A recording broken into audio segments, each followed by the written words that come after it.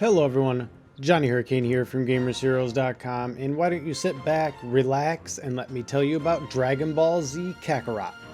Let's get started. Before we go any further, a review code was provided by the publisher. Dragon Ball Z Kakarot follows the story of Goku and friends, and the mysterious power of the 7 Dragon Balls.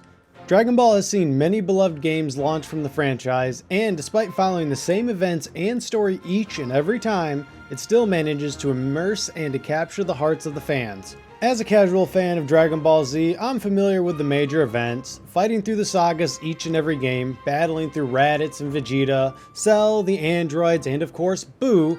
Many of the games rely on the same tropes. Impressively, game after game, it continues to pull it off. However, Dragon Ball Z Kakarot takes a different approach.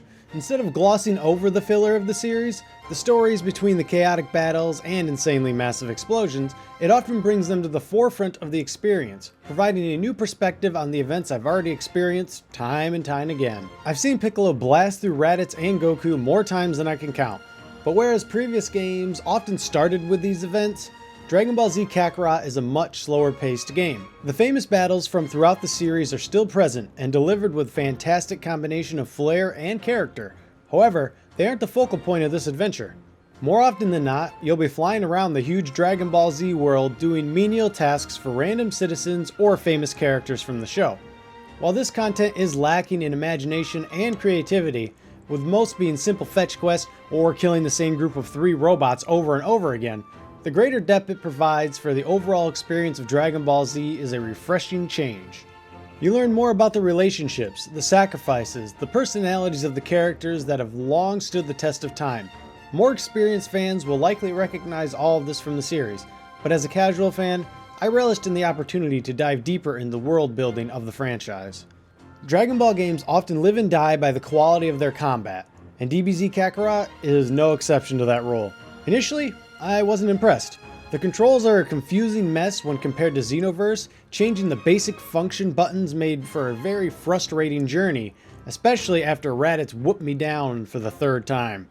It took a few hours and lots of trial and error, but once the muscle memory began to ignore my experience with Xenoverse, I found the combat to be just as exciting and sometimes even more explosive. Stringing combination attacks together with huge abilities is more difficult and requires a greater element of timing, but the payoff is worth it.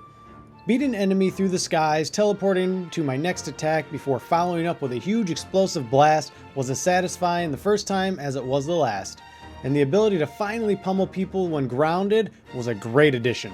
Outside of the regular attacks and the series' famous explosive abilities, DBZ Kakarot has a few new elements to combat as well, most notably RPG-inspired features, cooking, and community building. For a lot of the game, I ignored the cooking aspect. Flying around the world, buying and collecting ingredients for small but permanent increases to stats just didn't feel that appealing. The better recipes often required rare ingredients, but I was too engrossed in the story to really even waste my time collecting the shiny things on the floor. A credit to the narrative, if nothing else. Eventually, however, I gave in and began exploring cooking in greater detail. While yes, the task of collecting items I needed was rather repetitive and boring, the end result far exceeded my expectations. Combining the right food with the right in-fight transformations delivered incredible results, beating down powerful enemies in just a few seconds. Towards the end of the 40-hour campaign, I was so powerful that whatever the game threw at me was mostly a cakewalk. I can only imagine the power I could have reached if I was invested in cooking from the beginning. The community boards featured in a similar way throughout my experience. It's a unique and intriguing system that combines the story and characters of the DBZ universe with an intricate RPG-infused progressive system that rewards deep thinking and strategic placement of soul emblems. During certain story events, completing side quests, and other activities, you are often rewarded by a character's soul emblem, a sort of visual representation of the character's involvement in the world of Dragon Ball. These soul emblems can then be placed within specific communities, adding more stats and improvements to said community. This is further enhanced by combining soul emblems into communities based on the alignment of those characters in the franchise. Throwing together the Ginyu Force into the cooking community, for example, launched my cooking community to such a high level that my powerful cooking buffs would last 75% longer. While some of the buffs and improvements are negligible, others are so massive that it really adds a level of authenticity to the idea. Dragon Ball Z Kakarot is a fantastic avenue for new and casual fans alike, providing a deeper level of insight and immersion into the beloved franchise. However, more seasoned veterans of the series may not be so easily impressed.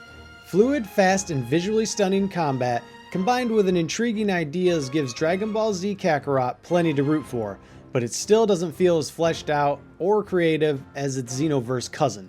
Alright, that'll do it for me. If you liked what you saw, got what you needed, like, comment, subscribe. See you guys in the next video. Later, Gators.